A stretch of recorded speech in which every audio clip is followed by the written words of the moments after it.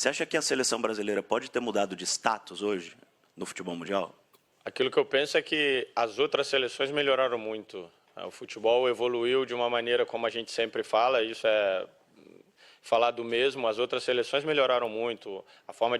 A maneira de formar jogadores, de montar equipes, ela evoluiu de uma maneira que todo mundo ficou muito igual. E isso é em todo tipo de futebol de seleções, futebol de clube.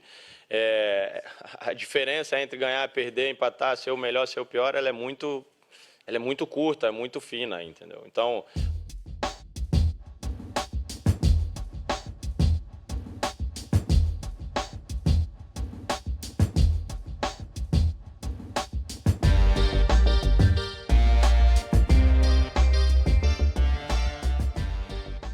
Fala rapaziada, tudo bem com vocês, galera? Hoje tem aqui um corte da coletiva do Danilo, né, que eu vou trazer pra vocês aqui.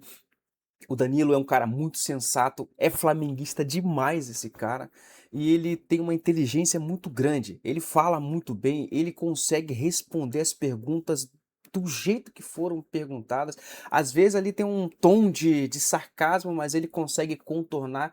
Ele pensa para responder e, cara, ele é sensacional. Vale a pena ouvir a coletiva do Danilo. Não trouxe a coletiva completa, é só um corte dela, porque a coletiva tem 40 minutos, então ficaria muito extenso aqui para esse vídeo. Mas também vou trazer depois da coletiva do Danilo aqui informações do Flamengo que se reapresentaram hoje. Tem um corte da Flamengo TV mostrando ali a reapresentação do Flamengo, né? E lembrando, link na descrição como crédito e vamos pro vídeo. Danilo, aqui mais pro meio, Fred Caldeira, Cazé TV, bom falar com você como sempre. Na Copa do Mundo a gente sabe que um segundo ele pode virar uma eternidade, que um momento ele pode parecer muito mais definitivo do que ele é. E dentro dessa corrente de pensamento eu queria te perguntar sobre o Endrick, porque há uma impressão parcial externa de que o Endrick talvez não faça parte do grupo, que o Endrick, ele, por não ter entrado e ter aquecido o segundo tempo inteiro, ele está no fim da fila. Enfim, é uma impressão de quem não está vendo de perto. Eu queria te ouvir como um dos líderes desse vestiário, como que é o Endrick como parte desse grupo da seleção brasileira na Copa do Mundo. Obrigado. Fred, prazer também falar com você mais uma vez. Eu acho que esse é um tema, que é um outro tema também que a gente fantasia muito nesse caso, né? Até, obviamente, teve a entrevista do Casimiro, onde ele falou de alguma forma que provavelmente possa ter dado margem para interpretação, é justo, então cabe a nós também, quando a gente senta nessa cadeira ou quando a gente vai usar a nossa voz, se comunicar da melhor maneira e da maneira mais clara possível. Agora, o Endrick é um jogador muito importante, é uma joia rara que a gente tem no futebol brasileiro, entendeu? Concordo. É um jogador que tem uma potência de concordo. perna muito grande, um poder de decisão muito grande. É um jogador que tem estrela, meu amigo, que acontece as coisas, você não sabe por que ele faz gol. Então, assim, é um cara que pra gente, a gente quer ter ele perto. Hoje no treino, quando vocês já não estavam, ele teve lances e fez gols que você fala, cara, esse moleque... Ontem ele deu um chute quase na net, quase tirou o moleque do treino. Assim, é um tipo de jogador que a gente quer ter e que a gente espera que possa ter o maior protagonismo possível dentro da seleção brasileira, entendeu? Eu sempre falei algumas vezes que tudo que acontece, muitas vezes, não é para mim, ou para o Casimiro, ou para o Neymar, ou quem é que seja, não. Obviamente nós temos a nossa parcela, mas, meu amigo, é a última chance que nós temos. A seleção brasileira continua com toda essa galera, entendeu? E o que a gente puder e que a gente tiver ao nosso alcance para poder fazer com que eles se sintam realmente importantes, que eles sintam que esse espaço é deles, a gente vai fazer, meu. Entendeu? A gente vai fazer, porque o Endrick vai ser importante para a gente na Copa do Mundo. E no outro dia ele não entrou porque o Mister decidiu, porque talvez o Bruno sentiu um pouquinho no final e teve que colocar o Danilo Santos, eu não sei, entendeu? Mas é um jogador que vai ser importante para a gente, e isso eu falo muito com ele, eu falo, mantenha a cabeça fresca, porque a hora que você entrar, que seja 5, 6, 10, 20 minutos, meu amigo, tu vai botar a bola para dentro, e aí é o seu nome e nós estamos lá te apoiando, te ajudando, beleza? Galera, tá vendo? O Danilo é um cara muito sensato, ele pensa bem nas palavras para ele para ele poder minimizar as polêmicas, né? Ele é um cara que puta, dá gosto de ouvir falar. E eu tenho certeza que o Danilo, quando encerrar a carreira dele, vai ser um excelente treinador. Deixa nos comentários aí quem acha, se você acha que o Danilo também vai ser um excelente treinador de futebol. né? Galera, o Endrick aí, ele entrou, teve essa polêmica com o Casemiro. Eu acho que o Casemiro foi muito infeliz naquela entrevista onde ele tentou, eh, tentou blindar o Endrick de alguma forma, se é que foi isso que ele quis, né? Depois ele deu uma outra entrevista tentando corrigir aquilo que ele falou, que acabou piorando mais ainda. Mas a verdade é a seguinte, é que ele não soube usar as palavras, não soube ter a inteligência que o Danilo tem para dar as entrevistas deles, né? Então, cara, é complicado. E depois que já falou, não tem mais o que voltar. E a infelicidade dele falar que o Endrick não faz parte da panelinha, cara, do grupo. Não tem essa, cara.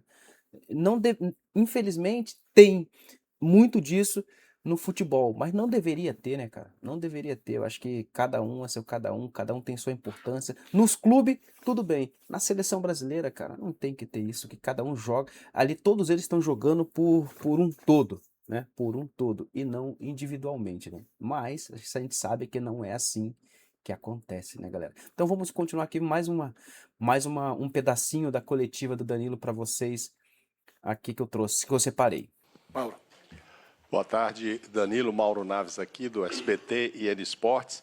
Danilo, é indiferente para vocês se o Brasil for o primeiro do grupo, segundo do grupo, isso mexe não só apenas na logística, mas talvez na confiança? Vai mudar alguma coisa? Porque o adversário a gente não sabe, você pode pegar o primeiro de lá ou o segundo de lá, sabe-se lá quem vai ser mais forte, é tudo muito na teoria, né? Mas na prática, para vocês, faria diferença psicologicamente, talvez, e principalmente no nível de confiança? Obrigado. A diferença faz porque uma vez que a gente entra numa fase de grupos onde você tem 3 adversários, você quer ganhar desses 3 adversários e ser o melhor daquele momento, né? Exatamente. E esse é o nosso objetivo, se classificar em primeiro. Obviamente tem todas as questões de logística, as questões das viagens mais curtas e tudo isso. Mas, meu amigo, a gente certamente, isso é uma opinião minha e é uma opinião que eu penso que possa ser do grupo inteiro também. Se tiver que classificar em segundo e a gente tiver uma trajetória, a gente vai chegar num final feliz. A gente não tem que pensar nisso. Cara, vai ser foda, Classificar, Danilo. passar o giro, Ser melhorar foda. o jogo a cada dia, melhorar a conexão entre a gente em campo. E aí, a partir daí, os adversários, as logísticas e tudo isso, isso é um segundo plano que a gente muitas vezes não tem controle e que faz parte da trajetória. Flamengo, né? O Flamengo confirmou, né? O Flamengo confirmou os adversários que ele vai enfrentar em Portugal nessa intertemporada, né? Que vai ser o River Plate da Argentina, o Lausanne de Sporting e o Benfica, né? Durante o período de preparação lá na região do Algarve, né? O Flamengo vai se preparar até o dia 28, né? Ele se representou hoje, dia 19, e vai ficar aqui treinando no Brasil, no Ninho do Urubu, até o dia 27, e dia 28 embarca para Portugal para poder fazer os 3, para continuar a preparação lá, né? E vai realizar os 3 amistosos. Contra o River Plate vai ser no dia 3 de junho o jogo, tá? Aí contra o Lausanne vai ser no dia 8 de julho, 3 de julho, tá, galera? Desculpa, 3 de julho contra o River Plate. Contra o Lausanne vai ser dia 8 de julho. E contra o Benfica, rapaz, vai ser só jogão, hein? Contra o Benfica vai ser dia 11 de julho. E o Flamengo retorna para o Brasil no dia 12. Ele vai ficar lá até o dia 12, durante o dia, e no finalzinho do dia ele retorna para o Brasil para continuar o treinamento para os jogos depois da Copa do Mundo. A final da Copa do Mundo é dia 19 de julho, né? Aonde retorna os campeonatos no mundo inteiro, né? Aqui no Brasil, Brasileirão, Copa do Brasil, Libertadores, e a gente tem que se preparar. O Léo Jardim buscou a solução para a falta de jogadores que estão servindo a seleção, né?